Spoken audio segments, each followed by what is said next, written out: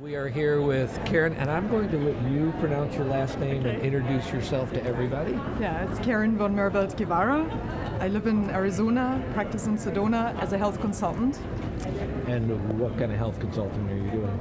I consult with people on all kinds of health issues, but it can be emotional issues, it can be pure physical issues, it can be them wanting to redirect their medical history away from allopathic medicine to a more natural approach. Okay. Yeah. So you're dealing more with the diet and nutrition side of health. All of Excellent. Mostly minerals, vitamins, orthomolecular medicine type.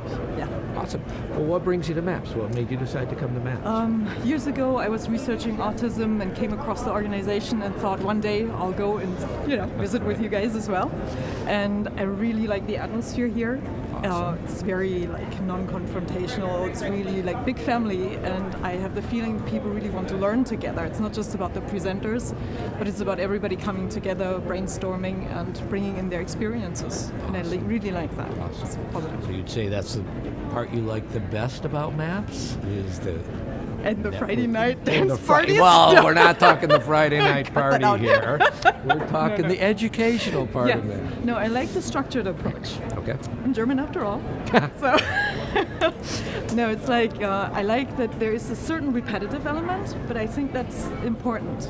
So that shouldn't be dropped if there's ever thinking about should we change something about this, because I think there's always new people coming in, Right. and it's important that they get the basics back on the radar. Excellent.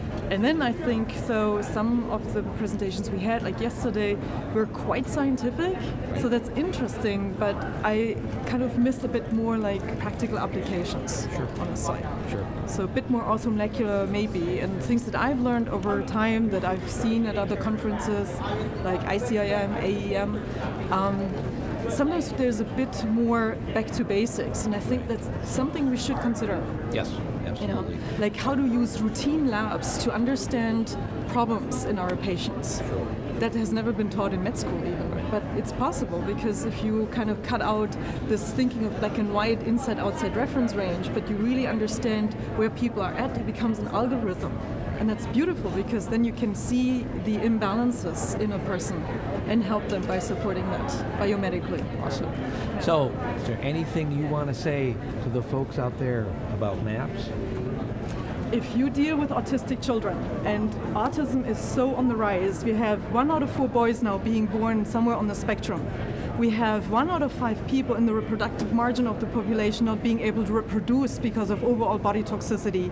And that is a high risk of having an autistic child if you've gone through IVF and other means to become pregnant.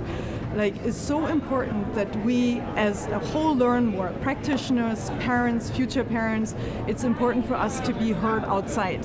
So anybody who has any interest, who sees the rise in their patient population, come and listen to the MAPS practitioners. Well, thank you very much. Thank you. It's so great to have you Good. here.